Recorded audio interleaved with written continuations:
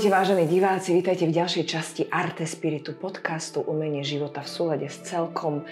Dnes tu mám výnimočného hostia, pre mňa určite, lebo tak si sa mi zjavil v živote, tak si sa mi zrazu objavil aj na sociálnych sieťach, aj YouTube, lebo počúvam veľa iných rozhovorov a hovorím si, kde bol doteraz tento chlap, že to je úžasné, pretože ty si pre mňa teda jeden vedomý muž.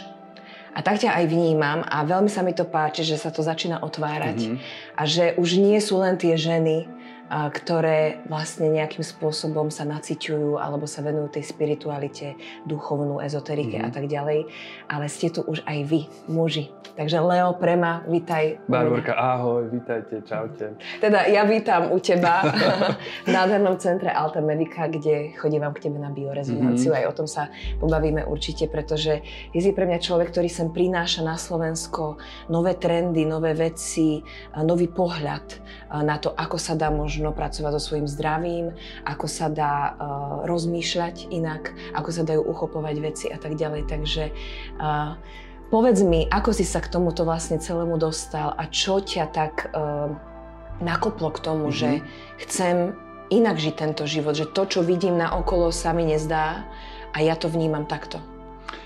No, u mňa to bolo tak, že ja som v podstate ako malý chlapec, v podstate vôbec nečítal knihy a my sme boli chalani, ktorí boli tí typickí sídliskoví chalani, čo chodili von, hrali futbal, tenis. A vôbec tie knihy ma nejako nefascinovali. Ale potom prišiel, my sme sa to dneska rozprávali, Harry Potter a ja som si nejakým spôsobom sa ako zamiloval do kníh. A potom práve to boli knihy, ktoré mne otvorili ten pohľad. Takže u mňa to bolo práve v tom, že ja som z malého mestečka, kde som nemal chodiť kam na nejaké prednášky alebo niečo podobné. A dostala sa ku mne Secret a práve to bol taký u mňa zlomový bod, že hovorím, že to je predtým a potom môj život vyzeral. A ja som tam vlastne pochopil, že mnoho vecí, ktoré som v tej knihe čítal, tak ja som to robil. Že mne to bolo vlastne prirodzené, že ja som nešiel do toho, že by som menil to myslenie, ale ja som fakt bol od malička v takom tom pozitívnom vnímaní sveta. Že ti to potvrdilo, že presne áno, tak. Toto som vždy robila a funguje mi to a že teraz to mám potvrdené ešte aj akože od odborníkov. Presne takto. Že vrajím si, že však ale presne takto to funguje, že prečo to nikto nechápe. A ja som vlastne sa o tom rozprával s ľuďmi a som videl, že ľudia to vnímajú naopak. Že neberú to tak, že z nášho vnútra vychádza von tá realita, ale že my sme vlastne tak závislí na tom, čo sa nám okolo nás deje. A my na to nejako môžeme reagovať, niekomu sa dejú dobré, niekomu zlé veci, ale nikto to nevnímal tak, že sa to deje podľa toho, čo my máme v sebe, ako my vyžarujeme do okolia, tak to, keď som niekomu povedal, tak sa na mňa pozeral, že blázon.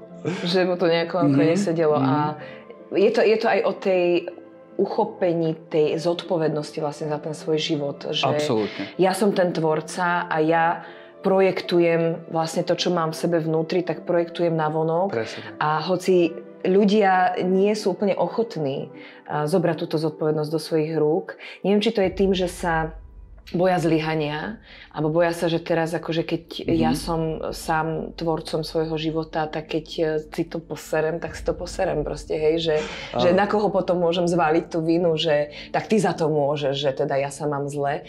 Tak to je zaujímavé, lebo Harry Potter je aj pre mňa veľká štartovacia ako keby dráha a vôbec toho, že som presne mala, že áno, to je tá mágia. Ja som tam čítala medzi tými riadkami vlastne tie veci. Presne. A to, že vlastne takto si to tvoríme, že ja keď som bola malička úplne, tak presne som si akože chodila čarovať a snažila som sa to tak nejak ako tú fantáziu dostať do toho reálneho života. Ale v podstate sa dostávame k tomu, že to už nie je úplne iba taká fantázia. Ale to je, vieš, ako hovorí, že to ťahá aj tie deti, lebo nám tá mágia kvázi, alebo niečo to navyše chýba. My to cítime, že to niečo tam je. Že to nie je len tá hmota, nie je to len to, čo vidíme, ale že za tým niečo ešte je viac. A to nám podľa mňa nás ťahalo aj k tým filmom, alebo k takým tým rozprávkam. Ale rozprávky nie sú pre malé deti, lebo v rozprávkach sú obrovské pravdy a kľúče. Tak to hej, to určite, ako ja som milovala rozprávky, doteraz milujem rozprávky a vždy som chcela byť aj rozprávkovou postavičkou, ako v rámci... Vieš, čo sa mi podarilo? Nadabovať animovanú kozu. A to je pre mňa akože high top vlastne mojej kariéry animovanej postavičky. Takže som dabovala o Ferdinandovi kozu a nikto mi to nechce veriť, že som to ja. Čo, akože aj vieš, vedela by si teraz, že... Asi nie, radšej. Že dať nejakú sekvenciu, daj. Nie, dobre. Na to by sme išli úplne iným smerom asi. Ale áno, a podarilo sa mi robiť Snehovú kráľovnu.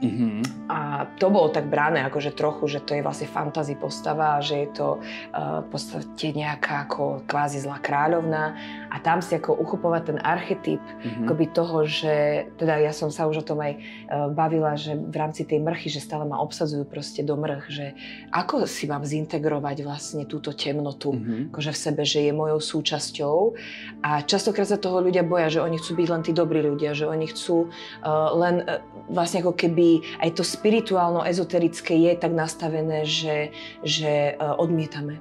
Toto odmietame, lebo to je tá temnota, to je tá zlá mágia, toto je proste niečo, čo akoby nie je dovolené sa tak správať a tak ďalej a že tie tiene nedokážeme tým pádom integrovať.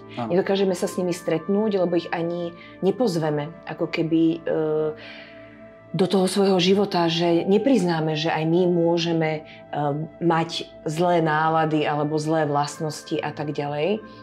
A keď sa v tom človek trochu stratí, tak potom začne síce hľadať v tej ezoterike, v tom spirituálnom, ale vlastne tým, že nemá integrovaný ten základ, ako keby tu yin-yang, jednoducho proste máš tam aj v tej temnote je to svetlo, aj proste v tom svetle je tá temnota. Čiže keď to nemáme akoby integrované, tak sa z toho nevieme úplne vysomáriť, že čo vlastne tá spiritualita je, že čo to, o čom sa tu bavíme, že ako to mám použiť reálne vo svojom živote. Tak čo tebe pomáha vlastne reálne žiť každodenne nejakým spôsobom vlastne tú spiritualitu alebo to duchovno? No ja tam vidím práve ten rozdiel, lebo keď sme sa teraz hovorili o tom, že prišiel nejaký secret do môjho života a mal som rád takú tú mágiu, ma priťahovala, tak to je podľa mňa takéto obdobie, ktorým si veľa tých ľudí na tej duchovnej ceste prejde. A je to obdobie také mágie alebo ezoteriky, nazvime to. A z toho až človek vlastne neskôr je do tej spirituality. A to je bolo možno zaujímavé povedať, aký je medzi tým rozdiel, alebo ako to aspoň ja vnímam. Áno. Lebo vnímam, že bol som dlhé roky v takom určitom období, kde som presne, ako hovoríš, chcel to pozitívne. A chcel som veľmi ten svet okolo mňa pretransformovať alebo pretvoriť svojou vôľou. Mal som nejakú predstavu vo svojej hlave. Dokonca v tomto období zažíva to veľa ľudí podobne. V tomto veľa ľudí to vníma tak, že sa cíti ako určitým spôsobom spasiteľ tohto sveta. Guru proste, samozvaný guru. Ja vás tu idem všetkých teraz naučiť a spasiť. A ako keby máš taký ten pocit, že ten svet nie je v poriadku a že ty ho vidíš inak a že je na teba, aby si ako keby ho zmenil k dobrému.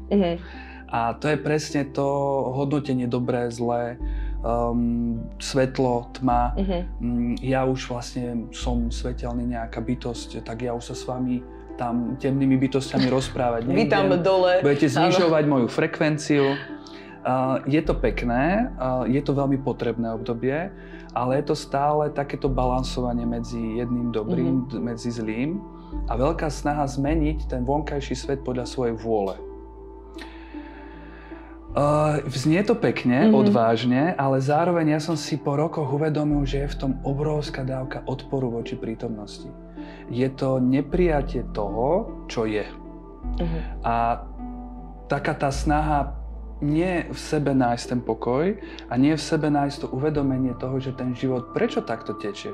Prečo mne sa deje to, čo sa mi deje? Má to nejaký zmysel?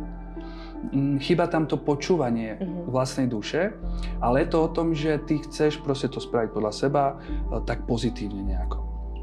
No a tá spiritualita mi príde práve v tom odlišná, že tam je menej ten aspekt tej mysle, ktorá sa snaží ten svet znásilniť, podľa svojej vôle pretvoriť, ale je tam umenšený ten odpor voči tomu, ako to je. A môže to byť niekedy aj nie ružové.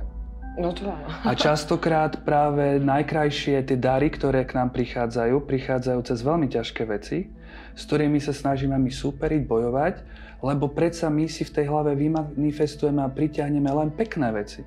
My tie zlé nechceme zažívať. A keď ich zažívame, máme pocit, že sa niečo deje zle. Že my si máme zlé myšlienky alebo zle niečo robíme. A tá spiritualita je viac o tom prijatí toho, že OK, prichádza ku mne nejaká realita, nejaká prítomnosť, čo mi chce povedať. Ja aj sa snažím porozumieť, načúvať a spojiť sa s ňou, nájsť ten súlad medzi tou Božou vôľou a mojou a ako keby vytráca sa tam tá potreba tej mysle mať všetko podľa seba. Mať všetko pod kontrolou. Mať všetko pod kontrolou, absolútne s tebou súhlasím, že možno práve tá snaha ezoteriky alebo tej bielej mágie je naučiť sa nejaké techniky, nejaké kúzla, čary, aby ja som mohol ten svet čo najviac mať pod kontrolou, čo najviac ho ovplyvňovať, aby som mal svoj osud ja pevne v rukách. Aby ja som bol tvorca, pretože ja som bol predtým obeť a teraz chcem byť absolútny tvorca. A chcem mať pod kontrolou aj to, že ja aj teba vyčistím, aj teba zmením, keď budem chcieť, pretože ja som mocný čarodej. To je ten syndrom spasiteľa. Áno. Je to taká tá magický stav, ale to nie je vôbec zlé a to tým chcem povedať, že ani sa to nedá preskočiť. Že ja milujem to obdobie, ja milujem spomínať práve na tie časy, ale dneska to už vidím zase trošku inak. A je v tom väčší kľud. Nie je tam takéto pachtenie sa za šťastím, ale je tam skôr ten pokoj v tom, že OK, môžu prísť aj ťažšie veci. Ja verím, že majú zmysel a verím, že mi prichádzajú ku mne ako dary. Áno, lebo to je, aj ja som bola v tomto období, že zrazu keď mi zacvakli niektoré veci na mentálnej úrovni, že som porozumela, že tá moja myseľ pochopila, mala tam ten aha moment, že tak tu mám ten vzorec, ktorý mi bráni sa nejako správať. Tu mám toto. Teraz som pochopila, že rodovo to nejak ako keby súvisí. Hej, tie traumy z detstva väčšie či menšie, nejaký spôsob spoločnosti, ako si predstavuje, aby som proste nejako napredovala, robila veci a tak ďalej. Proste ten systém na mňa tlačí, že aha. Máš tieto proste aha momenty.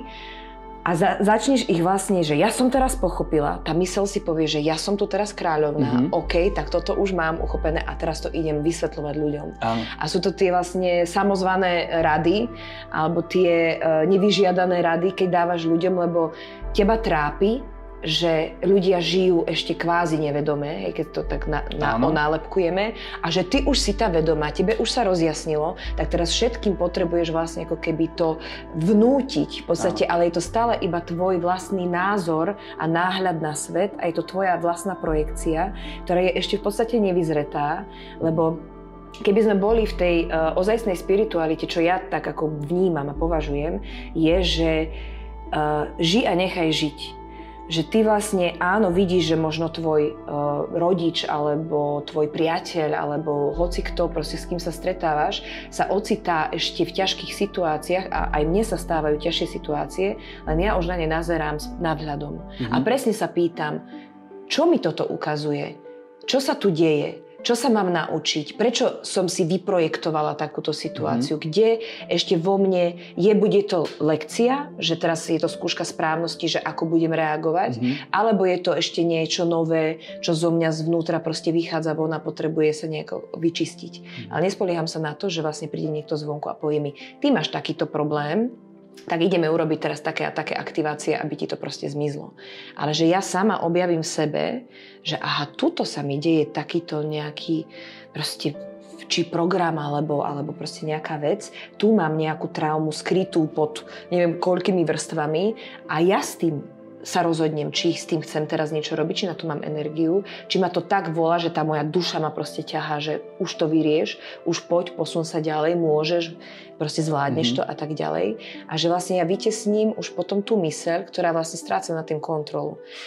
Lebo už vlastne prevezme tá duša, keby si povedala, tie operaty zobere vlastne do rúk a už si akoby v tom napojení viac na seba, či už cez to božstvo proste, že už to vníma, že áno, som tá Božia iskra proste a už to funguje. A že kde to človek vlastne, kde sa mu to naštartuje? Kde to ty vnímaš, že sa to možno u teba stalo, že si ako keby prešiel o ten level vyššie. Vieš, ono je to presne o tom, že my dozrievame a to dozrievanie je súčasťou života. My to nemáme zase pod kontrolou. To znamená, že ty neurobíš alebo nedostaneš sa do nejakého bodu, v ktorom sa špeciálne niečo stane. To, koľko je ľudí, toľko sa špeciálnych týchto vecí stane. Ale vieš, v tom dozrievaní mňa ešte veľmi pekná vec napadla s tým, že máš potom snahu ako keby to ľuďom vysvetľovať, lebo my niekedy nenačúvame a niekedy sa stane, že niekto z našich blízkych je napríklad smutný. A on proste potrebuje, aby sme tam boli pri ňom. Aby sme mu vytvorili ten priestor, v ktorom on môže poplakať si. A stačí možno, že ich ho len objímeme a necháme ho, nech sa vyplače. Ale presne v tom štádiu my máme pocit, že treba za tým človekom prísť a povedať dať mu 4 knihy. Ty si teraz plačeš, si smutný, pretože máš negatívne myšlienky. Teraz môžeš si vybrať tie pozitívne a budeš šťastný. Ale tomu človeku to v tej chvíli vôbec nepomôže. Hej? Čiže tam je to presne o tom timingu alebo o tom časovaní, že ten človek, aby počul tieto veci, ona nemusí byť pripravený. Pretože neviem, či sa ti to stalo, ale ja keď som si napríklad v tých 16 rokoch pozrel ten Secret, mňa to tak fascinovalo. Ale tak ohromne fascinovalo, že ja som to tiež každému rozprával. Áno. A videl som to, že niekto, keď jednoducho nebol ešte v tom dozretí pripravený na tú knihu, tak ja som ju mohol som o tom rozprávať, s ním sa nič nestalo. Ja som bol až prekvapený, že nič, nezaplo sa to v tebe, neaktivovalo sa v tebe niečo. A ten človek povedal, že zaujímavá kniha, ale tak čo ja viem, vieš. A ja som potom pochopil, že to... Áno, a to nie je o tej informácii. To vôbec nie je o tom, že čo ty čítáš. Je vlastne úplne jedno, aká to je kniha, čo sa stane, alebo aký človek tebe príde. Ty keď si pripravená a dozretá do toho bodu, tak ten život ti zahrá nejakú situáciu. Ale pointa je tá, že v tebe, vo vnútri niečo dozrelo. Že zase nepríde to zvonku, ale keď človek je vnútorne na to pripravený, tak znova tá energia ako keby vymanifestuje alebo vytvorí nejakú divadelnú situáciu. Ten život je divadlo, to ti musí byť blízke. No a v podstate už čo sa stane v tom divadle je jedno. Ale to dozretie príde v človeku vo vnútri. Častokrát sa ľudí pýtajú, že čo ti vlastne zmenilo ten pohľad? Tak ja si myslím, že to nie je úplne takto, že podľa mňa najskôr sa v tebe niečo musí zmeniť, aby sa to potom odohralo aj vonku. Že ty vlastne sám pochopíš, že aha, tu sa deje nejaká zmena, tu prišlo nejaké malé osvietenie, lebo ja si myslím teda, že v tom našom živote nám príde veľa osvietení alebo osvetlení situácia tvojho nejakého vnútorného stavu. A presne toto je tá vec, ktorá mi evokuje, že áno, svet je divadlo a buď si ty, keby sme mohli nazvať tých neprebudených, že si len účastníkom v tej hre. Že proste divadelná hra sa nejaká odohráva a ty v nej iba hráš a nechávaš sa zmietať proste tým a nechávaš si diktovať, režisér ti povie tam choď, tam choď, toto, blablabla, urob.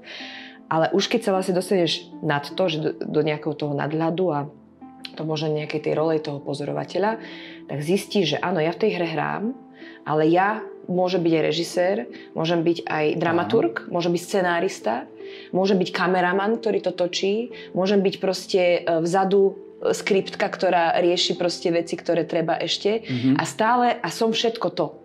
Hej? A teraz vlastne ako keby to zoberieš z tej veľmi širokej perspektívy a zistíš, že tu sa dá čarovať naozaj v tomto priestore. To je tá sranda, že vlastne my sme úplne všetci celý čas, aj tými hercami, aj režisérmi, aj tými, z ktorých to všetko vyviera, že vlastne to sme my stále. Len rozdiel je ten, že nakoľko si to uvedomuješ.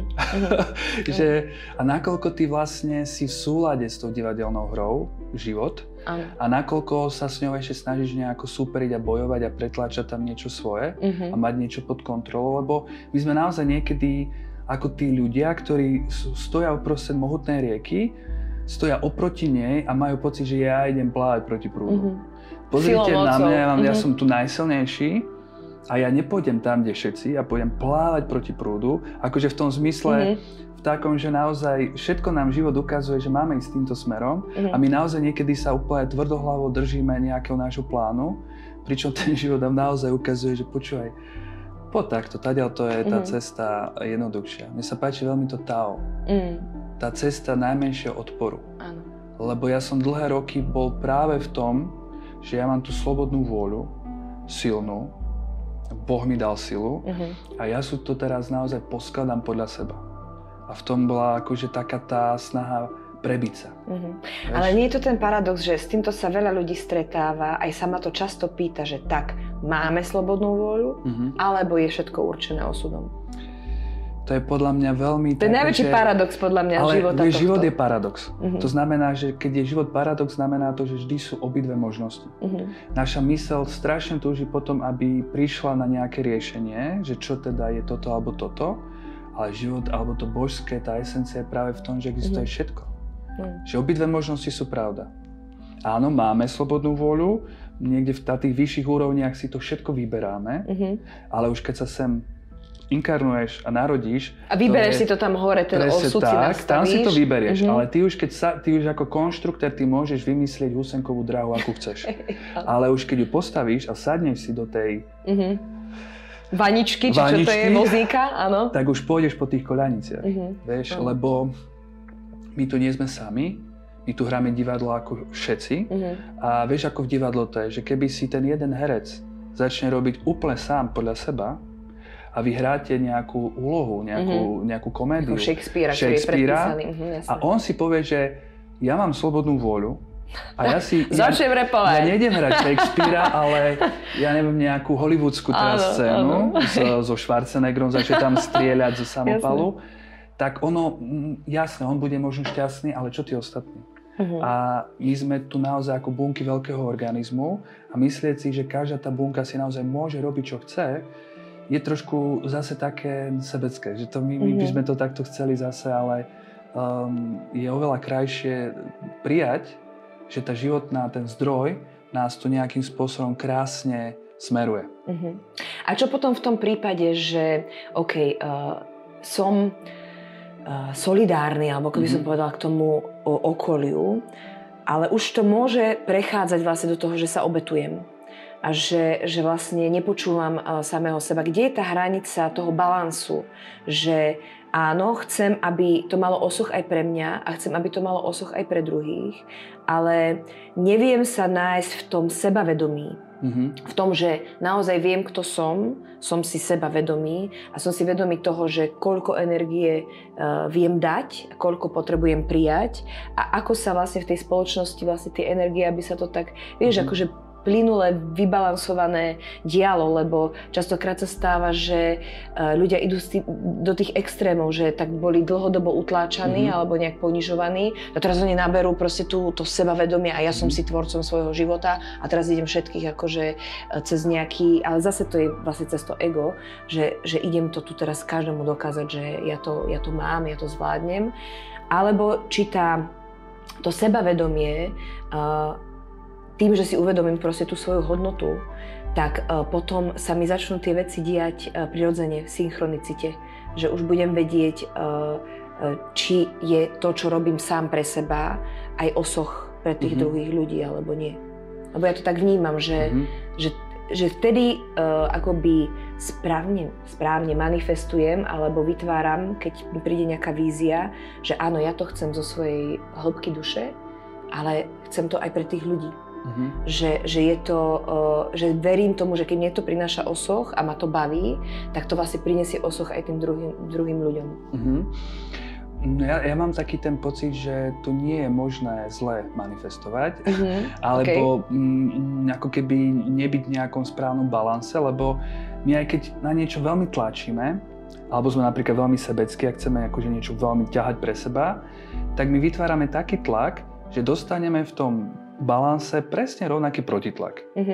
Ale to nie je akože nesprávne manifestovanie alebo nesprávne prístup k životu, lebo my niekedy potrebujeme si zažiť tie extrémy, aby sme boli trošku takí obití z toho a už mali chuť byť v kľude v tom strede. Ja napríklad som úplne človek, čo ide cez extrémy. Môj život bol o extrémoch. Či v strave, či v cvičení, či čomkoľvek, čo som ja robil, tak to bol extrém. Super. A ja mám niekedy pocit, že my ideme cez tú skúsenosť a ty potrebuješ sa v niektorých veciach aj vyčerpať. To znamená, že ty môžeš niečo robiť, baviť a neviem, prejedať sa aj večer. A potom prídeš do bodu, že už tvoje telo sa nasytí touto skúsenosťou, ale predtým, než sa nasytí, tak častokrát sa toho nedá človek zbaviť niektorých vecí, vieš, že alebo kritizujeme niekoho a ten človek začne už príde do takého bodu, že ho to začne tak už unavovať, že vypne a nepočúva. Že už povie si jedného dňa, že už dosť, vieš. Lebo pozri sa aj, čo my potrebujeme niekedy ľudia, aké choroby, aké životné rany. Ja mám niekedy pocit, že človek, aby začal počúvať, tak to, čo znesie človek, aké dokáže... A ešte aj tak mu nebolo dosť. A ešte život musí úplne pritlačiť, ale to je všetko správne. Lebo to je, ja mám veľmi rád taký ten úplne ľahký príklad zo života, že si v školskej lavici a tá učiteľka ti pekne hovorí: Barborka, počuj, teraz je dôležitá úloha, toto teraz potrebuješ sa naučiť, toto budeš potrebovať neskôr. V najlepšom v láske, hej? A ty samozrejme sa otočíš zase s kamoškou, niečo ťa zaujíma úplne niečo iné ako túto nejaké lekcie životné. A ona zase: Barborka, prosím ťa. Trošku pozornosti mi daj. No len vieš, keď naozaj akože my nevnímame, nepočúvame a sme stále v tej hlave a ten život nám naozaj jasne niektoré veci ukazuje, tak tá pani učiteľka ten život začne po tebe kričať. Áno. A ak ani naozaj vtedy nepočuješ, tak ona už nevie, čo má robiť, tak chytí tú palicu a trestne ti s ňou po hlave. Len niekedy to býva tak, že my ešte potrebujeme, aby aj pán riaditeľ prišiel, aby ešte, ja neviem už čo zobral do ruky, lebo a je to celé o tom načúvaní, takže... A kde sa stalo to odpojenie, vieš? Čo si myslíš, ako v rámci aj tejto spoločnosti, proste čo tu sme, aj v rámci mužov a žien a v rámci nejakého... Teraz nechcem na nikoho hádzať vinu, lebo presne akože áno, máme zodpovednosť za svoj život a vieme sa rozhodnúť, či tak budeme žiť, alebo nie. Aj keď v niektorých veciach sa mi zdá, že jednoducho nedá sa až tak ľahko vystúpiť zo systému. Ako to je teraz trošku trendom, čo si všímam a vnímam, že akoby úplne zmeniť ten systém dokážeme len my sami zvnútra. Vieš, ale my si často myslíme, že ten systém alebo ten Matrix je nejako tam vonku, ale Matrix, on pôsobí priamo na tvoju myseľ. To znamená, že myseľ je v Matrixe a my nie sme v Matrixe tu vonku. Vieš, lebo Matrix si dáva nejaké predstavy, čo je pravda, čo si ty, čo je život, ako to tu funguje, a to je v skutočnosti ten systém. Lebo my sa pýtame toho, že keď sa ho pýta, že kedy sa stalo to odpojenie. Tam je otázka. Vnímame život akým spôsobom? Čo je život pre nás? Je to to divadlo, ktoré nám robí radosť a je tu pre naše dobro? Alebo je to niečo, čo nám môže robiť aj zlé? Môže nás doviesť k tomu, že my sa odpojíme a my sme teraz stratení. Čo je pre náš život? Aký my máme vlastne postoj k tomuto životu? Lebo ľudia hovoria: verím Boha, verím život, ale čo to je? Môže sa nám stať, že niekto nám spôsobí nejaké odpojenie, ak veríme naozaj v život, že je dobrý? Podľa mňa nie. Podľa mňa je to skôr obrovská zábava. A ja si to predstavujem tak, že my ako božské bytosti sme nemali ani páru, že sme božské bytosti. My sme proste museli byť dobrí. Ako sa hovorí o anieloch. Aniel ani nemá na výber, či bude dobrý. On je proste jeho esencia, jeho podstata. Jeho frekvencia je takáto. A podľa mňa vznikol taký krásny projekt, kde sme si mi povedali, že je to krásne, takáto nevinnosť, ako tie deti sú nevinné, ale oni nevedia vôbec, že to sú nevinné. To pochopí až dospelý človek, ktorý stratil nevinnosť a opäť vďaka nejakej duchovnej ceste tú nevinnosť opäť nadobudne. Lebo on si zrazu uvedomuje, že ju stratil. Čo to je žiť bez nej? Bez božského? Čo to je? Aký to je život? A keď ho opäť objaví, tak pre ňoho je to veľmi vedomé zrazu. A my sme sa podľa mňa rozhodli také tie odvážne duše. Ja som sa tam hlásil ako prvý. Ja tiež určite. Teraz sa niekedy tak klikam na čelo, že bolo dobre. Čo som si to vlastne naložila? Že už v tej Husajkovej dráhe, keď letíš tam dole, vravíš si, že fúha, že toto je moc. No ale pointa je tá, že ty prídeš do úplnej temnoty, do stratenia, akože do zabudnutia toho, kým si. A táto hra je, že spomen si. Spomen si, nenechaj sa týmto pozlátkom, akože tým povrchom, tou hmotou oklamať, lebo Satan alebo Luciferus je nosič svetla. Luciferus znamená ten, ktorý nosí svetlo. Vieš, čo nosí svetlo? Hmota. Hmota je to, čo nosí informáciu svetla, pretože hmota je svetlo, ktoré vibruje, alebo teda je veľmi pomalé. Až tak pomalé, že začne tuhnúť a pôsobí na nás takto. Čiže nosí svetlo hmota a my sme sa nechali to hmotu oklamať, že je to tým svetlom. Ale ona len nosí, takže my sa dívame na ten povrch a sme oklamaní tým všetkým, hej, že ľudia zomierajú, hej, strácajú sa, myslíme si, že naozaj, ale v skutočnosti len sa dívame na povrch a stráca nám sa to vnútorné a to vnútorné sa nedá vidieť, ale cítiť. A počuť, vnímať nejakým spôsobom, každý to má inak, niekto vidí obrazy, niekto počuje, niekto to proste cíti, je to tá intuícia. A my sme sa od nej neodpojili, len v tej hre ešte sme v tej fáze, že iba to teraz objavujeme. A je to rovnaké, Barborka, ako keď ten Harry Potter príde do toho Rockfortu a on nevie, že je čarodejník, nevie, že tu je nejaká mágia, že tu je nejaký takýto svet.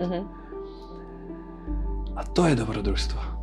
Hej, takže zrazu objaví tú svoju esenciu. Tak, a je to pre ňoho nové. Takže pre nás je to staré, keby sme nemali toto obmedzenie. My len máme dočasne oblečené nejaké obmedzenie, aby sme mohli hrať tú hru, že my sa akože nevieme, kto sme, že my nechápeme svoju silu a že my ju teraz ideme objaviť. A ja to vnímam, že to je neskutočne nádherná hra. Áno. Takže nikto nás neodpojil. Inak by Boh nevedel vlastne zažiť sám seba, presne keby tak. nemal nás, alebo keby nestvoril nás, alebo by sme sa nejako neindividualizovali proste v tej hmote. Neprišlo by sem to individuálne vedomie vlastne do každého jedného a to spoločne potom vlastne tvorí ten kolektív, ktorý odovzdáme tomu Bohu, že takto vyzeráš, toto si ty. Tak. Hej. Lebo napríklad aj ten vzťah muža so ženou, že chodíme podľa mňa na planetu aj kvôli tomu, tak by nemal by zmysel, keby ja som plne si vedomý, že som všetkým ostatným, tak by pre teba vôbec nemal zmysel s niekým vytvárať vzťah. Tak to tebe ako keby chýba tá druhá energia, ale v skutočnosti ty si plná. V tej úplne tej božskej esencii, v tom bode 0, ktorým my sme všetci aj, tak tam to máme všetko. Lenže musíš ako keby na to zabudnúť, aby si mala vôbec potrebu výjsť von a niečo robiť. V tej úplne božskej harmónii ty by si nepotrebovala robiť nič. Určite nie sa tu snaží nejaké podcasty točiť. To by si vybrovala. Čiže, vieš, čiže my potrebujeme nejaké to ego, ktoré nás trošku oklame. Ako keby ten herec aj v divadle, keď trošičku oklame sám seba, že to je pravda, vtedy je to dobrý herec. Vtedy je to sranda, vtedy má emócie, inak je to prázdne.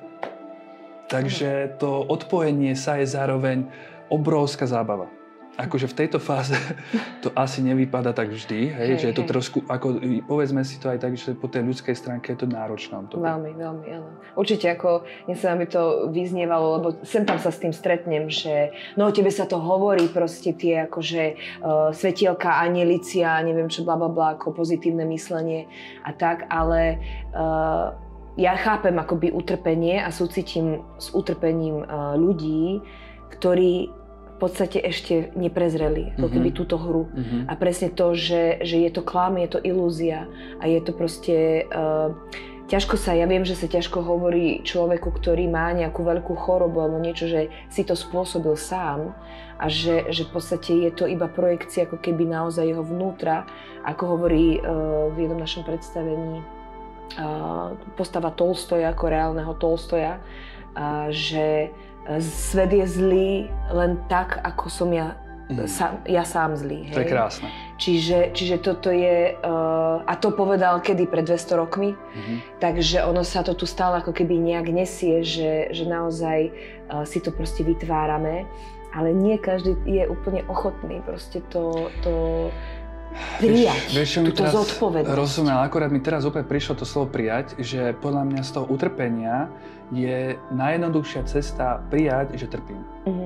Že ja teraz trpím, nie je zle. Nesnažiť sa to presne tým pozitívnym nejakým prístupom sa snažiť potlačiť, že nie, ja som šťastný, ja sa budem teraz presviečať o tom, že som šťastný a budem šťastný. Priatelia, spiritualita je pravda. Úprimnosť. To je ten rozdiel, hej, presne medzi takýmto, nehovorím, to sú slova. Pre niekoho slovo ezoterika je spiritualita, ale aby sme si to trošku tak oddelili, práve medzi takým tým duchovnom z hlavy, že tá hlava nás presvedčí, že tie zlé pocity sú nesprávne a my chceme byť len šťastní. Lenže cesta k šťastiu je prijatie tých temnotí. To je presne ako sme začali vlastne. Čiže normálne prijať aj pred ostatnými, aj pred ľudia na Instagrame. Lebo my sa teraz naozaj sme v bode, kde to vyzerá tak, že všetci sú nekonečne stále šťastní, a všetci sú úplne prdeli vlastne. A všetci sú normálne, niektorí ľudia si už v aplikáciách musia dorobiť úsmev, lebo by im to nikto neuveril. A ty potom vlastne trpíš, lebo stretne ťa ľudia a ty tam musíš zase sa celý napnúť.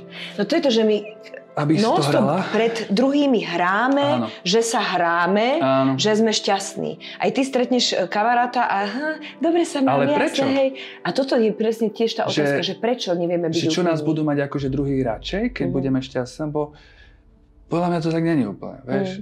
A čo nás potom, ja sa môžem vykašľať, či ma niekto má rád, keď ja trpím. To môže byť úplne jedno, nie? Ale ako náhle ja si priznám a poviem aj druhým, že počujem, ja mám teraz zlé obdobie, mne je zle. Možno mi ten človek trošičku sa porozprávame, možno sa mi uľaví a vlastne si poviem, že no tak niekedy je normálne sa cítiť aj zle. Hej, niekedy stane človek, je tma vonku. Nemám to úplne takto, že ja naozaj väčšinou 99% času som nie v radosti, ale v pokoji. To je možno aj ten kľúč, že ľudia hľadajú radosť, ale že priatelia, takú eufóriu, takéto nadšenie, taký nepokoj. Áno. A to božské je v skutočnosti také tiché, že podľa mňa to je ten problém. Že ja som buď v nejakom smutku, alebo v nejakej radosti. A predstavte si takéto kývadlo. Vy keď idete do radosti, do nejakého toho vykývenia sa, do toho excitement, že niečo z vás, z toho pokoja sa rozhýbe do radosti, tak to kývadlo nikdy sa nevráti do stredu. Hej, že tam sa zrazu zastaví. Tam buchne o stenu. Ono normálne tou silou pôjde do druhej strany a preto sa aj hovorí, že po smiechu prichádza pláč a my robíme tú chybu. Je to štádium, kde my chceme stále zažívať takú tú radosť. Niečo nech sa deje. Niečo nech cítim, že som živý proste, áno. Že... Tá myseľ musí niečo akože dokázal som to. Áno. Hej, niečo, ale v skutočnosti to, o čom hovoria tí ľudia, ktorí dosiahli nejakú takú tú úroveň niečoho takého duchovného, tak oni práve hovoria o tom nádhernom pocite pokoja. Áno. Také až, že to je také normálne. Áno. Taká bežnosť, normálnosť, jednoduchosť. Áno. A ja keď som niekedy o tom čítal, ja ti poviem pravdu, mňa to neťahalo. A to je presne ono, že s tebou to nerezonuje a ty musíš dozrieť do toho, že ja keď som čítal niekedy, myslím, že to bol Dalaj Lama, ktorý hovorí o tom, že nemajte žiadne sny, žiadne túžby. Počuť, ja som vtedy vydával album, že ver svojim snom.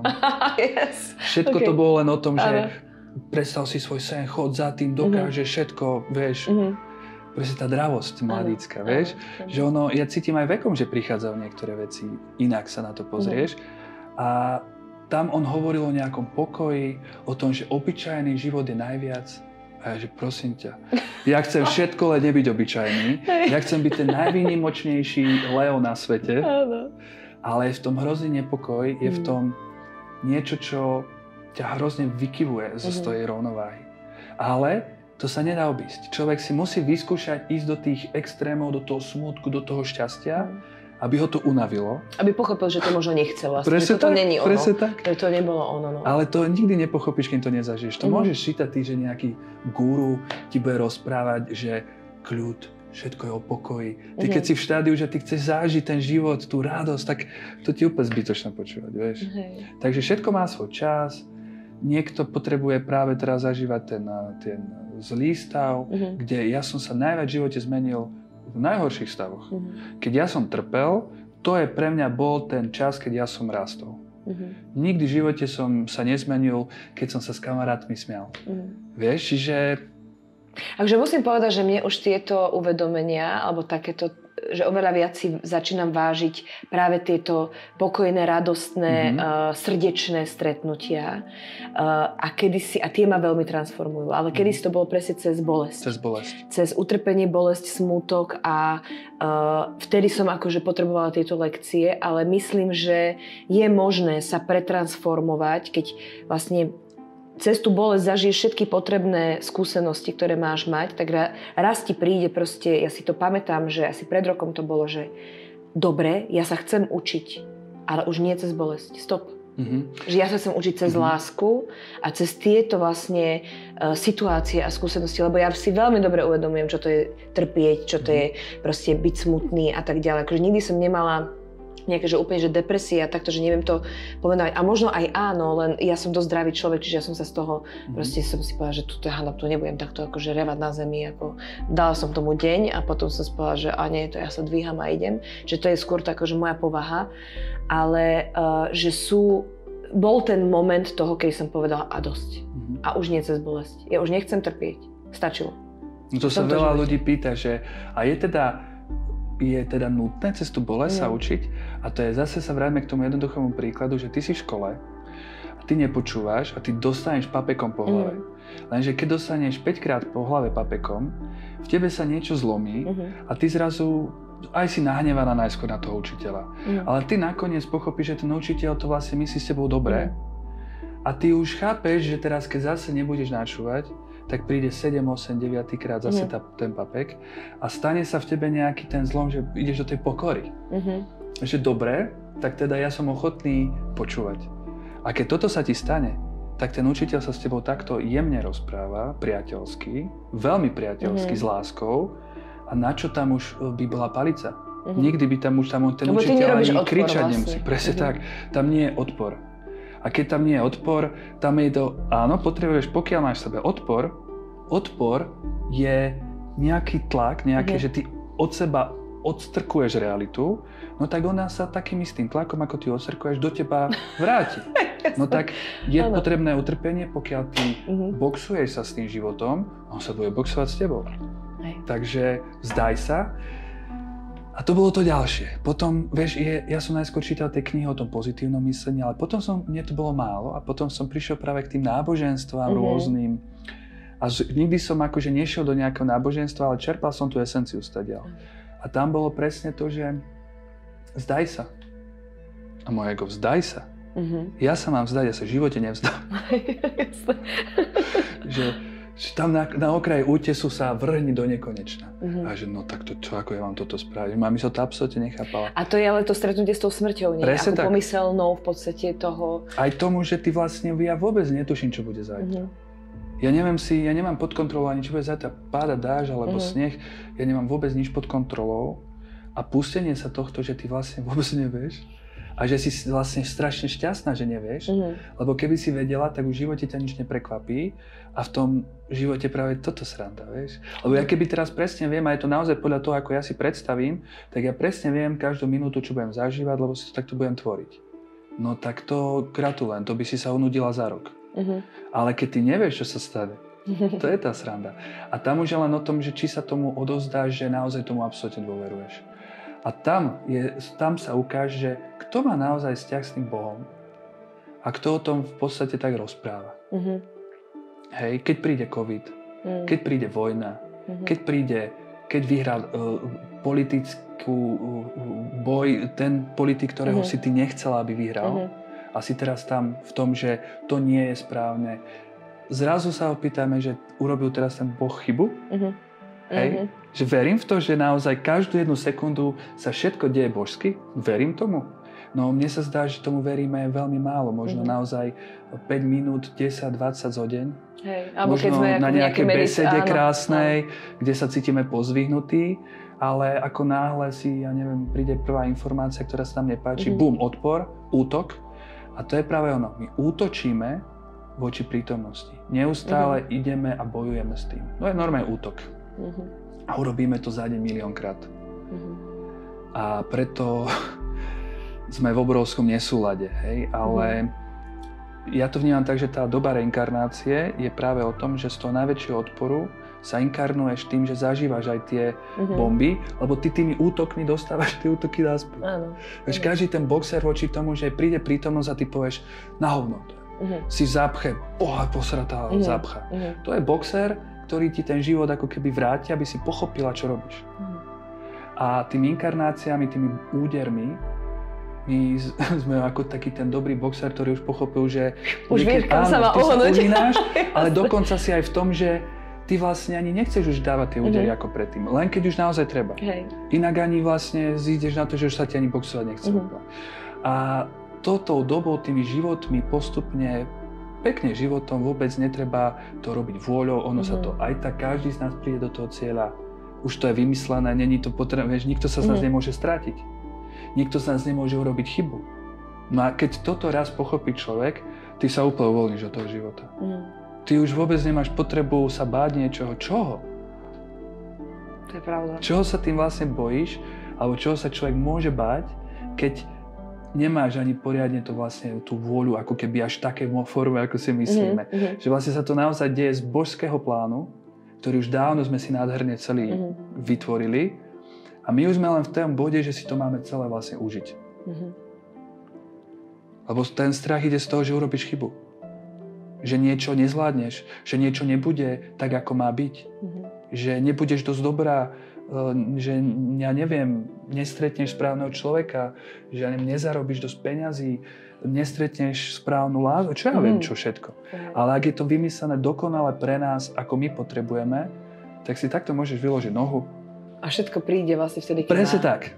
A tým, že ty tomu neodporuješ, tak to tečie neuveriteľným spôsobom, takým spôsobom, že to je mágia už potom. Hej? Že to už vlastne, ty vlastne len ideš tým životom s otvorenými ústami a len robíš, že wow, zázrak. A takto, podľa mňa, sa dá prežiť celý život. Dobre, ideme do toho. Dobre, ale ako sa potom pozeráš vlastne na to, na ten element toho muža v tejto spoločnosti, pretože tá spoločnosť, ten patriarchát je proste nastavený nejako, presne do toho výkonu, presne do toho istým spôsobom strachu, že musím sa snažiť, aby si o mne nemyslel niekto toto, alebo čo o mne povedia, zarobím, nezarobím, ten výkon, stále proste idem, aktivita, proste mužská energia je veľmi v popredí a mám taký pocit, aj keď verím tomu, že sa to začne lámať, že je, nazvem to, vo svojom temnom aspekte, tá mužská energia. Lebo ja verím, že každá energia má svoj temný a svetlý aspekt, alebo teda ten svoj yin a yang, a každý yin má ten yang a každý yang má ten yin proste v sebe nejakým spôsobom. Čiže ako vlastne tú dravosť a tú aktivitu toho muža, tej mužskej energie, pretransformovať do toho, aby to bola tá svetelná kvalita. Aby to bolo to nie z toho ega a z toho nejakého traumatizovaného dieťaťa, ktoré nás tu nejakým spôsobom akože diriguje a diktuje nám, čo máme robiť. Ako v rámci toho systému, keď to tak nazvem. Pre mňa je to malé rozmaznané decko. Niekedy sa to tak prejavuje. A kde je ten dospelý, vyzretý muž, ktorý môže chytiť spoločnosť proste do rúk bezpečne a vlastne ju previesť niekam. No ja si myslím, že dneska je to hlavne dosť pomixované, že čo je mužská, čo ženská energia. A urobila to dosť aj tá ezoterika, lebo aj mne to hovorili ľudia, keď som bol ponorený viac do týchto oblastí, tak tam je veľa dogiem. Áno. To znamená, že ten muž je duchovný, keď toto, hento, tamto, lenže častokrát tí muži sú potom v tak ženskej energii, že nevedia byť už ako keby v tej mužskej svojej. Lebo... Že nie je to mužská energia so ženským nejakým aspektom. Akože pre muža, ako muž by nemal celý deň byť v tom, že všetko je láska a úžasné a má byť... Akože muž musí vedieť buchnúť apostola. To je mužská energia. Akože s láskou. Hej, určiť hranice, rozhodnúť sa, urobiť akciu, byť nekompromisný, vedieť aj obrániť, aj zaútočiť. To všetko, akože my potrebujeme trošku si stále uvedomiť, že sme stále aj ľudia. A ja to vnímam tak, že tie ženy začali toto celé, pretože ono to tak vyzerá, že muž je ten, ktorý rozhoduje. Lenže nie je to celkom tak, pretože ten muž neuveriteľným spôsobom počúva svoju ženu. A ženy mali ženské kruhy, mali všetky možné veci, na ktoré muži nechodili až tak, že možno 90% toho sebapoznania bolo u žien. A tie ženy vytvorili práve ten priestor, kde ten muž ide si po tú radu. Ja to vidím aj u nás, k nám chodia ľudia, že viete čo, ja by som sem ani neprišiel, ale žena, nechal som si poradiť. Hej, že jednoducho ten muž počúva tú ženu, rozhodne sa potom a potom to tak vyzerá, že on to má v rukách, on je ten rozhodný a robí akciu. No a tie ženy pripravili tento priestor, myslím si, že veľmi dobre. A teraz sa už aj muži tomu otvárajú. ale je tam veľký ten chaos medzi tým, že čo vlastne znamená byť mužom. Čo znamená byť tým mužom v tej láske. Áno. Lebo presne to je tá vec, ktorá aj mne tam rezonuje a všimla som si, že ako náhle vlastne sa dostali muži ako keby na takúto nejakú duchovnejšiu cestu, tak veľmi zženštili. Áno. A už vlastne začali proste ľudia na nich, a ty si nejaký a náhodou nie si proste homosexuál a tak ďalej. Už to začali nálepkovať veľmi akože silno a buď sa tí muži z tej cesty stiahli, lebo sa zlakli, že proste niečo nie je v poriadku, alebo to vlastne ako keby zostali v tom, že ako keby to pomenovali, že vy mi nerozumiete, vy tomuto nerozumiete, tomuto duchovnú, neviete, o čom hovoríte a on akoby neintegroval tú svoju animu. Akoby, lebo to je súčasť procesu, kde ty, ten muž, predstav, že z toho extrému, že ty si len v hmote, teba absolútne nezaujíma nič, žiadna duša. Duša je akurát tak v pneumatike v aute, hej, ktorú treba vymeniť, keď sa pokazí. A teraz si predstav, že ty žiješ v tomto extréme. A ty sa zrazu dostaneš, ťa vystrelí to kyvadlo do opačného extrému, do úplného duchovna, kde ty máš pocit, že nie sú dôležité peniaze, nie je dôležité... Do toho asketického módu, že akože odmietam hmotu. Ja som bol v móde, kde som 21 nič nejedol dní, kde som, ja neviem, predal auto, žil v lese na chate. Wow, to si stihol všetko. No, to som bol dlho v takomto období. A bol som podľa mňa dosť v ženskej energii, hej? A tým, že vlastne muž potrebuje aj dobrú stravu, potrebuje sa nájsť, potrebuje aj jedlá, ktoré nie sú vždy akože vegánske, hej? A veľa mužov sa tlačí do takéto stravy, bez cholesterolu sa ti nebudú tvoriť pohlavné hormóny, ako je testosterón, to proste tebe sa tie hodnoty strácajú a ty strátiš tú mužnosť. A prejavuje sa to potom tak, že muž, keď už sme pri tom, že teda čo by mal robiť muž by naozaj mal sa postarať o takú tú stránku, vytvárať priestor aj pre tú ženu, ktorá je materiálna. Proste my tu musíme niekde bývať, musíme jesť kvalitné jedlo, keď chceme byť zdraví, potrebujeme veľa vecí a myslím si, že je dôležité hovoriť aj o peniazoch. Netreba sa toho báť, pretože trošičku tie duchovné smery ukázali taký ten nejaký odpor k peniazom. To kopec ľudí teraz si z tohto kruhu ľudí, ktorí sa zaujímalo to seba poznanie, sa vracia k tomu, že je v poriadku chcieť byť za svoje služby napríklad a byť zabezpečený materiálne. A myslím si, že ten muž to má robiť viac, že je to proste tak, lebo muž potrebuje aj nejaký tlak. Muž funguje tak, že ten tlak, aj to plnenie tých úloh, muž to má rád.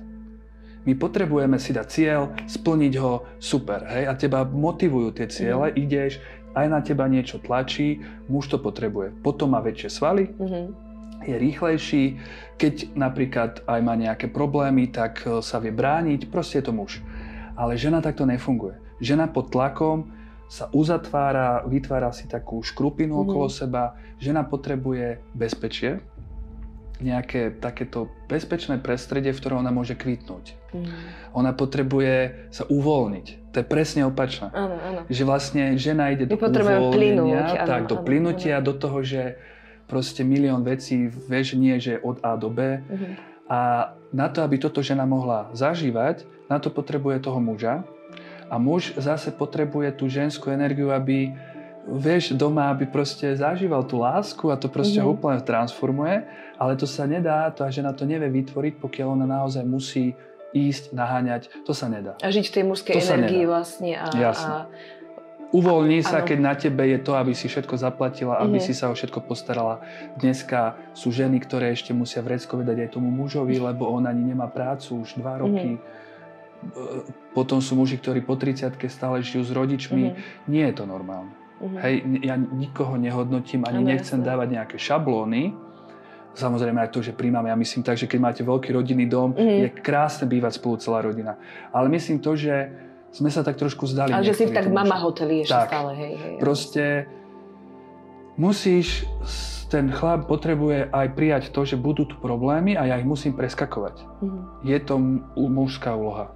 Aj žena má hodnotu, už keď má 16 rokov, je pekná, môže si ju zobrať milionár a pritom tá žena má akú hodnotu.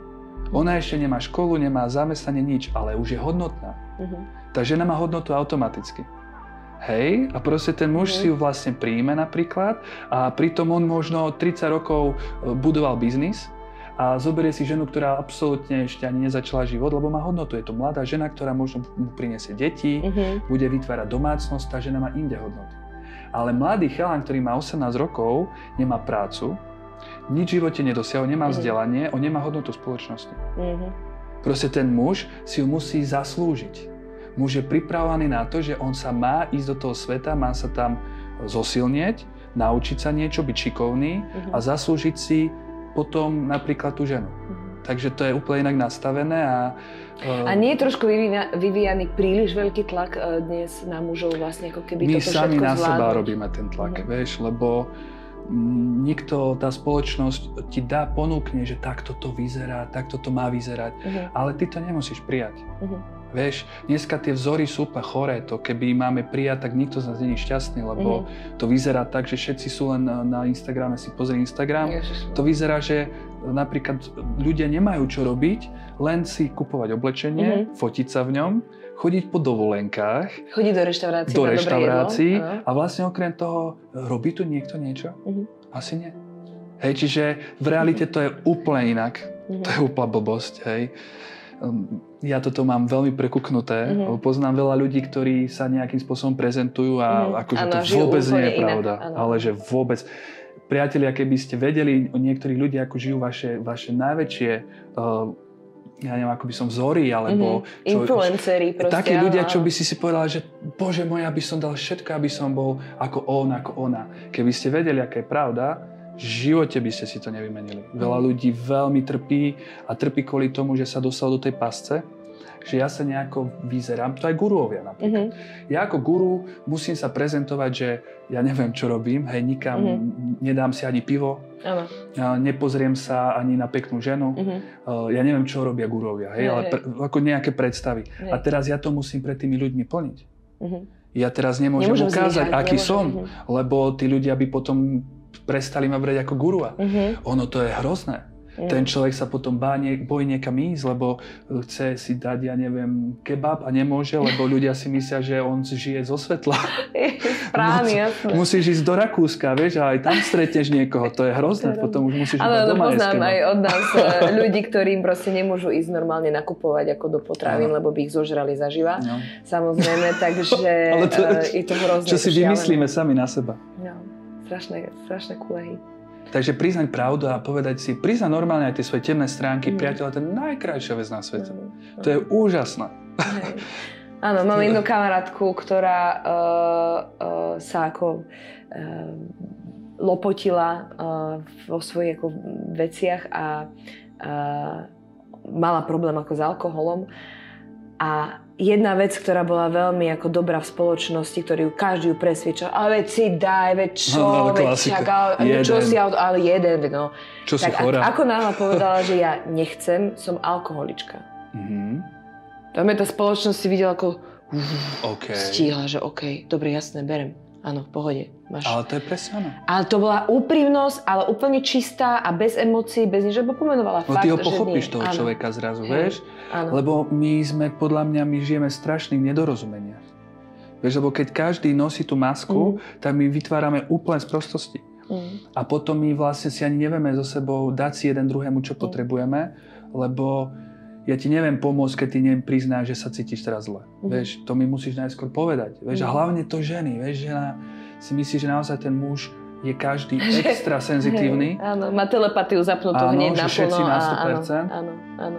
Toto máme, áno, to ja som sa s týmto trošku akože bojovala, že ako je možné, že mu to nedojde. Hej. To sa strašne páči, to je príklad, keď mužovi povie, že na Vianoce nechceš darček. Hej. A teraz prídu Vianoce a ty čakáš, a ten muž, čo?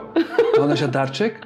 A pre muža to je veľmi úplne, že AB. Áno. Doľava doprava. Napríklad pre veľa žien ani nevie, kde je doľava doprava. Vy to máte tak inak nastavené, ale pre muža je kúpiť darček alebo nekúpiť. Ak žena povedala nekúpiť, tak nekúpiť. Tak to znamená nekúpiť. A pre ženu, že tak ja chcem byť skromná, nechcem ukázať, že som nejaká náročná. Poviem, ale to nás naučili, vieš, zase toto všetko. Presne tak, to sú naučené, len to sú strašne nacvičené divadielka nejaké, ktoré nás totálne blokujú v tom, aby sme sa pochopili. Áno, opäť nás to zmiatlo, že vlastne ako máme spolu komunikovať a stačí vlastne sa naozaj iba vrátiť do toho svojho srdca a pomenovať, čo cítim, alebo ako to mám a že proste čo sa deje, lebo tak vlastne rozdáš karty na stôl a hráte čistú hru, proste, že nemáš prečo si potom na seba nabaľovať ďalšie reakcie, akcie a vlastne sa z toho stane jeden guláš a už si nerozumiete zrazu. A ľudia ani nie sú sklamaní, vieš, lebo ty presne ukážeš vlastne, čo je na stole. Úžasné. Neviem ani, koľko máme hodín, ale to je jedno. Hlavne, povedz mi, Leo, ty sa venuješ veľa veciam, aby sme tak k záveru pomaličky odprezentovali vlastne, čomu všetkému sa venuješ. Ja som ťa našla cez Esencie, podcast tiež svoj vlastný, kde máš úžasne veľa veľmi inšpiratívnych rozhovorov, ale proste ty si pre mňa naozaj, ako keby si mal také tie chápadlá roztekané na každú stranu, tam proste robíš Bevit, tam robíš Alta Medica, tam robíš proste tieto veci, že ty si naozaj ako všestranný muž a všestranný taký aj podnikateľ, by som povedala, ale pritom vlastne pre mňa máš takú umeleckú esenciu dosť. Takže povedz, čomu sa venuješ, že ťa ľudia nájdu.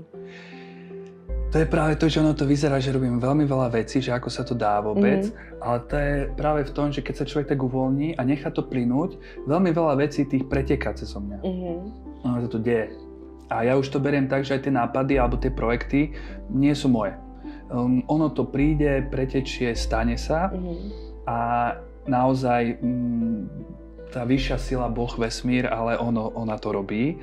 Takže neberiem si za to už ani taký ten kredit, ale venujem sa dosť veľa vecí. Baví ma to veľmi, ale v poslednej dobe sa skôr snažím už trošku ísť do nečinnosti, lebo v dnešnom uponáhlanom svete je robiť veľa vecí a byť veľmi činorodý. Podľa mňa to už nie je také obdivuhodné.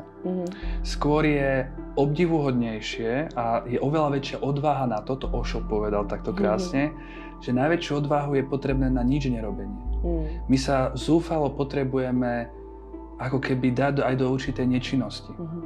A dopriať si pochopenie alebo vedomie, že je v poriadku niekedy nič nerobiť.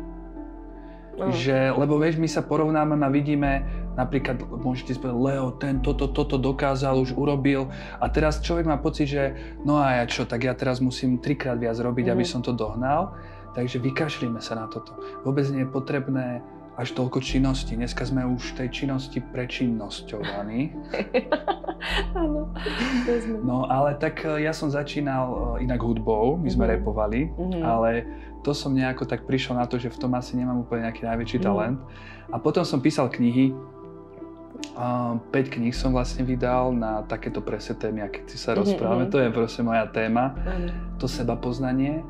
A potom som podnikal, takže všetko možné od diskotéky cez pizzeriu veľa rokov, potom e-shopy a teraz som si ešte nechal jeden taký v akvaparku, taký bar, krásny, taký plážový, medzi bazénmi, taký obchodík s plávkami ešte, takými vecami do akvaparku. Áno. A mám nejaké e-shopy, mám aj vlastný produkt, Alfa Samec. Áno, k nemu som sa chcela dostať. A ten je vlastne o tom, že prírodnými takými bylinnými zmesami podporuje práve ten testosterón. Lebo jednoducho ja to cítim v tej spoločnosti, že tu je treba zapnúť tých chlapoch tú mužskú energiu.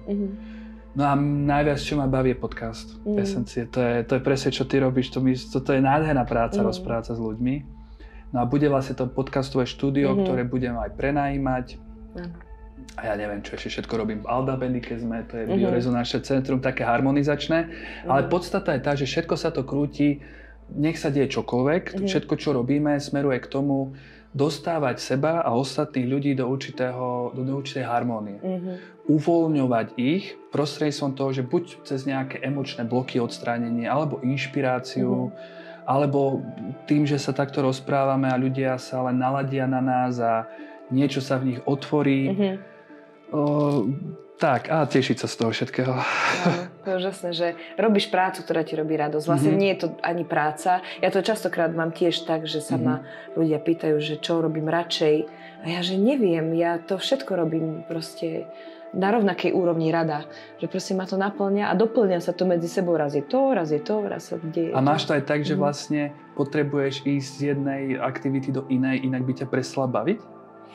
Niekedy áno. Niekedy mám, že keby som určite robila stereotypne niečo stále dookola, tak už potom to strácam môj záujem. Už mám pocit, že tam nemám čo objaviť nové. Áno. Takže preto pre mňa je fajn, keď sa striedajú proste veci a že si na chvíľku oddychnem buď od herectva, alebo od nejakého koncertovania, alebo takýchto vecí.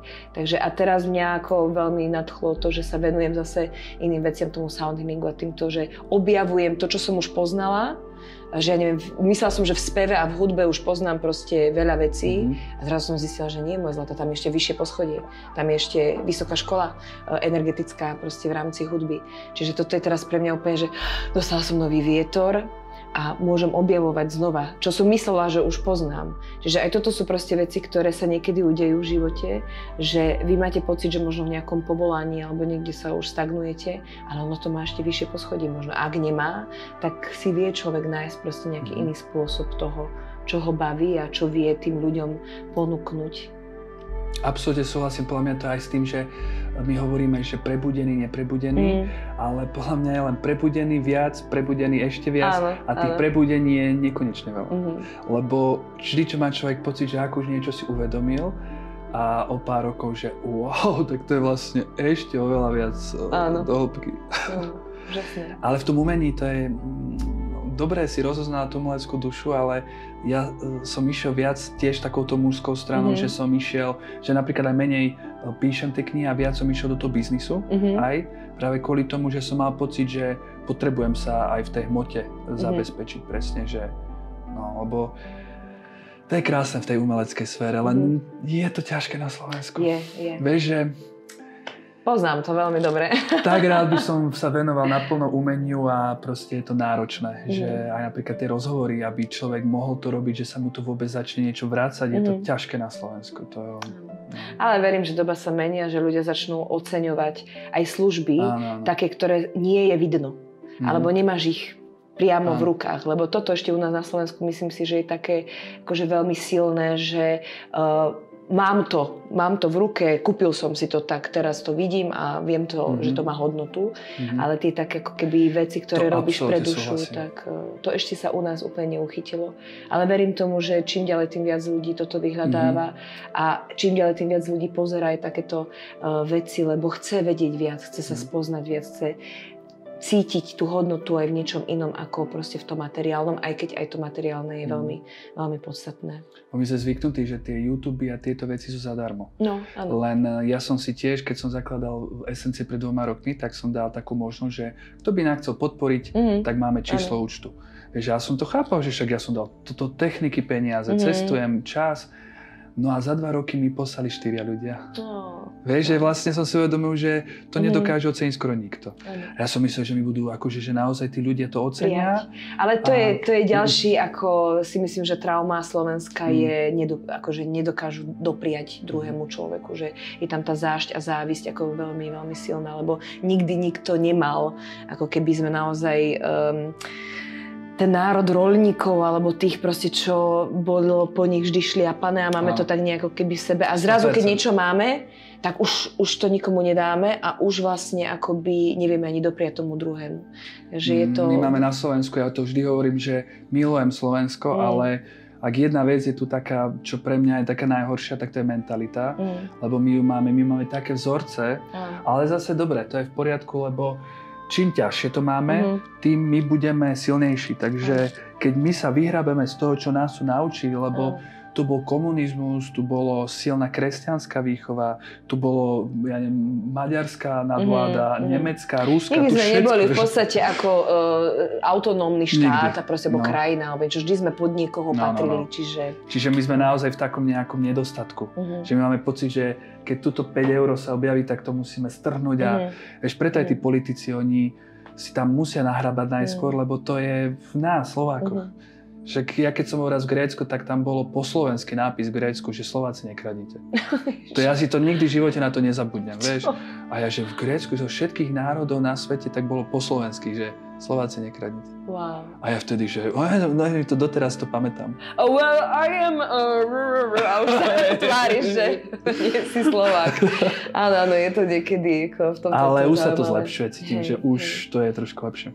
Áno. Takže treba sa o tom veľa rozprávať, treba sa naciťovať na jednoduchší, voľnejší spôsob života, v ľahkosti, radosti a to neznamená, áno, že máme akože 100% pravdu, lebo aj my dávame iba náš uhol pohľadu na život, ako ho vnímame a čo nám pomohlo a nepomohlo a že je to naozaj také skôr vymieňanie si skúseností a ak vám niektoré tieto slová a vety a pekné, krásne myšlienky zarezonovali, tak budeme veľmi radi, že sa vám páči toto video a že budete sledovať aj Lea Prému v jeho esenciách, kde verím, že budem aj ja čoskoro hosťom, tak to si vypomôžeme navzájom.